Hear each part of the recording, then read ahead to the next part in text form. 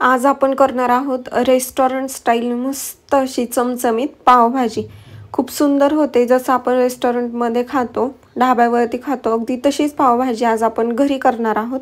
अनिशा's recipe मराठीमध्ये आपलं पुन्हा एकदा मनापासून स्वागत आहे। खूप सोपी रेसिपी आहे, चला तर मग रेसिपीला स्टार्ट करूयात। तर सगळ्यात पहिल्यांदा पावभाजी करण्यासाठी मी इथे 2 मीडियम साईजची शिमला मिर्च कट करून घेतलेली आहे। त्यानंतर 2 टोमॅटो कट करून घेतलेले आहेत आणि 1 वाटी फ्लॉवर घेतलेला आहे कट करून, आणि अर्ध बीट आहे ते कट करून घेतलेले आहे, त्याने खूप छान कलर येतो। आणि 1 वाटी फ्रेश असा वाटाणा घेतलेला आहे। त्यासोबत मोठे 4 बटाटे आहेत ते मी कट करून घेतलेले आहेत। सगळ्या क्वांटिटीपेक्षा बटाटा जास्तच घ्यायचा आहे। आणि हे सगळं आपण आता कुकरमध्ये टाकूयात बॉईल करण्यासाठी।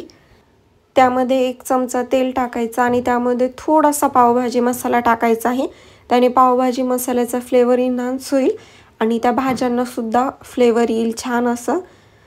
त्यामुळे त्यामध्ये हलकासा पावभाजी मसाला परतला की त्यामध्ये लगेचच आपण ज्या भाज्या आहेत ते टाकून घेणार आहोत। सगळ्यात पहिल्यांदा मी यामध्ये बटाटा टाकलेला आहे। मी इथे मीडियम साईजचे बटाटे कट करून घेतलेले आहेत। त्यानंतर ज्या बाकीच्या भाज्या आहेत त्या आपण यामध्ये टाकणार आहोत। तुम्ही यासोबत थोडंसं गाजर घेतलं तरी पण चालेल, गाजर ऑप्शनल आहे। आणि बीटने खूप सुंदर असा कलर येतो पावभाजीला, त्यामुळे आपण यामध्ये बीट टाकलेलं आहे। आणि हेल्थसाठी पण बीट खूप चांगलंच असतं, त्यामुळे बीट नक्की टाका। त्यासोबत 1 वाटी वाटाणा, ह्या सगळ्या भाज्या स्वच्छ धुवून यामध्ये मी टाकलेल्या आहेत।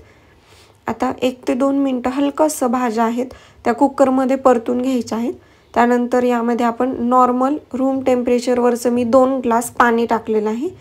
पाणी टाकल्यानंतर पुन्हा एकदा मिक्स करून घ्यायचं आणि 1 चमचा यामध्ये मीठ टाकलेलं आहे। जास्त मीठ टाकायचं नाही आहे, कारण नंतर आपण भाजीमध्ये सुद्धा मीठ टाकणार आहोत। आता व्यवस्थित असं एकदा मिक्स करून घ्यायचं आणि कुकरचं झाकण लावून आपण याच्या 5 शिट्ट्या करून घेणार आहोत मीडियम गॅसवरती। खूप जास्त मोठ्या गॅसवरती शिट्ट्या करून घ्यायच्या नाही आहेत। आता 5 शिट्ट्या झालेल्या आहेत, आपण कुकर ओपन करून बघूयात। भाज्या आहेत त्या व्यवस्थित मस्त अशा शिजलेल्या देखील आहेत। आता पावभाजी मॅशरने त्या सगळ्या भाज्या आहेत त्या मॅश करून घ्यायच्या आहेत व्यवस्थित असं। जर जास्त पाणी असेल तर तुम्ही पाणी काढून नंतर मॅश करून घ्या। आता भाज्या मॅश करून झालेल्या आहेत, आपण पावभाजी करूयात। त्यासाठी कढईमध्ये मी 1 मोठा चमचा बटर टाकलेला आहे आणि लगेचच त्यामध्ये मोठे 2 चमचे तेल टाकायचं आहे, म्हणजे बटर आहे ते कढईमध्ये करपणार नाही, त्यामुळे त्यामध्ये लगेचच ऑइल टाकायचं आहे। आणि बटर पूर्णपणे मेल्ट झालं की त्यामध्ये आपण कांदा टाकणार आहोत। मी इथे 2 मोठे कांदे आहेत ते बारीक असे कट करून घेतलेले आहेत। आता हे कांदे गोल्डन होईपर्यंत परतून घ्यायचे आहेत। तुम्हाला एक मी सोपी ट्रिक सांगते की लगेचच कांदा आहे तो गोल्डन होईल।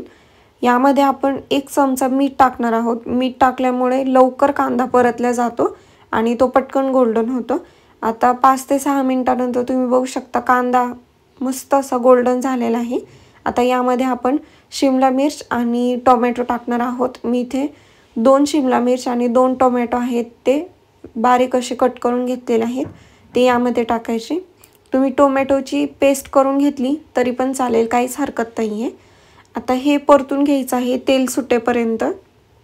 आता 5 ते 6 मिनिटं झालेले आहेत। ह्या मसाल्याला मस्त असं तेल सुटलेलं आहे। तेल सुटल्यानंतर आता यामध्ये आपण सुके मसाले टाकून घेणार आहोत। सगळ्यात पहिल्यांदा मी इथे मोठे 2 चमचे रेडीमेड पावभाजी मसाला टाकलेला आहे। त्यासोबत 2 मोठे चमचे काश्मीरी रेड चिली पावडर टाकायची आहे, त्याने पावभाजीला सुंदर असा कलर येतो आणि ही तिखट नसते, फक्त कलर मिरची पावडर आहे। त्यासोबत 1 मोठा चमचा धने पावडर आणि हलकी अशी हळद टाकलेली आहे। हळद ऑप्शनल आहे, पण हळदीने सुद्धा मस्त असा कलर येतो, त्यामुळे हळद टाकलेली आहे आणि चव सुद्धा छान येते। आता सुके मसाले आहेत ते 1 ते 2 मिनिटं व्यवस्थित असे परतून घ्यायचे आहेत कढईमध्ये। 1 ते 2 मिनिटं मसाला परतून घेतला की त्यामध्ये आपण ज्या मॅश केलेल्या भाज्या आहेत ते यामध्ये टाकायच्या आणि व्यवस्थित असं मिक्स करून घ्यायचं। जर तुम्हाला पावभाजी खूप थिक वाटत असेल तर तुम्ही यामध्ये गरम पाणी टाकू शकता। त्यानंतर आपण इथे थोडासा फूड कलर टाकलेला आहे, रेड कलर, जेणेकरून आपली पावभाजी आहे सेम रेस्टॉरंट स्टाईल ढाब्यावरती पावभाजी मिळते अगदी तशीच पावभाजीला कलरसुद्धा येईल। आणि त्याचसोबत मी इथे आणखी एक मोठा चमचा बटर टाकलेला आहे आणि पावभाजीला उकळी आलेली आहे त्यामध्ये आपण बारीक चिरलेली खूप सारी कोथिंबीर टाकायची आणि पावभाजी मिक्स करून घ्यायची आहे। तुम्ही बघू शकता मस्त असा कलर आलेला आहे आणि व्यवस्थित असं टेक्स्चरसुद्धा आलेलं आहे भाजीला। जर तुम्हाला खूप घट्ट वाटत असेल पावभाजी तर तुम्ही थोडंसं गरम पाणी करून यामध्ये ॲड करू शकता। आता पावभाजी मिक्स करून घ्यायची आणि एका साईडला ठेवून द्यायची। आपण पाव मस्त असे भाजून घेऊयात। त्यासाठी एक मोठा चमचा बटर आहे ते पॅनमध्ये मेल्ट करून घ्यायचं आहे।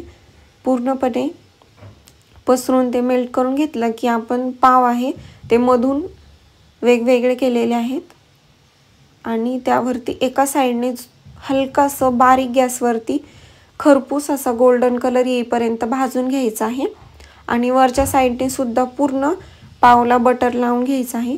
मी सगळीकडे बटर लावून घेतलेलं आहे आणि एका साईडने छान असे परतून झाले की आपण पाव आहेत ते पलटून घेणार आहोत। मस्त तुम्ही बघू शकता छान असे क्रिप्सी भाजून झालेले आहेत एका साईडने आणि कलरसुद्धा मस्त असा आलेला आहे। दुसऱ्या साईडने सुद्धा सेम स्लो गॅसवरती खरपूस असे पाव भाजून घ्यायचे आहेत। आता रेस्टॉरंटमध्ये आपण जेव्हा पाव ते गरम करून देतात तेव्हा ते पावभाजीच्याच तव्यावरती आपल्याला पाव गरम करून देतात त्यामुळे हलकासं त्याच्यामध्ये पावभाजीचा टेस्टसुद्धा असते। त्यामुळे आपण ह्यामध्ये हलकी अशी पावभाजी आहे ती पावांना मधल्या साईडने लावून घेणार आहोत। खूप जास्तही नाही अगदी थोडीशी पावभाजी आपण लावून घेतलेली आहे सेम तशीच टेस्ट येते। आणि तुम्ही बघू शकता दुसऱ्या साईडने सुद्धा मस्त असे खरपूस झालेले आहेत पाव भाजून। आता ते आपण पलटून घेऊयात। आहा मस्तच तुम्ही बघू शकता या साईडने सुद्धा खूप छान असा कलर आलेला आहे आणि पाव आहेत आपले ते व्यवस्थित असे परतून झालेले आहेत। आता आपण हे काढून घेऊयात आणि भाजीसुद्धा मी तुम्हाला दाखवते परफेक्ट अशी झालेली आहे। खूप जास्त घट्टही नाही आणि खूप जास्त पातळही नाही कारण पावभाजी ही पातळ नसतेच ठीकच असते पावभाजी तेव्हाच ती खायला मज्जा येते आणि कलरसुद्धा मस्त अप्रतिम असा आलेला आहे। आता मी तुम्हाला पावभाजी सर्व करून दाखवते। त्यासोबत बटर बारीक चिरलेला कांदा कोथिंबीर लिंबू आणि काकडी मस्तच। तुम्ही पावभाजी रेसिपी नक्की एकदा ट्राय करा आणि मला कमेंटमध्ये सांगा तुम्हाला रेसिपी कशी वाटली। अनिशाज रेसिपीला तुम्ही सबस्क्राईब केलं नसेल तर सबस्क्राईब करा, लाईक करा, शेअर करा आणि कमेंट करा। थँक्यू।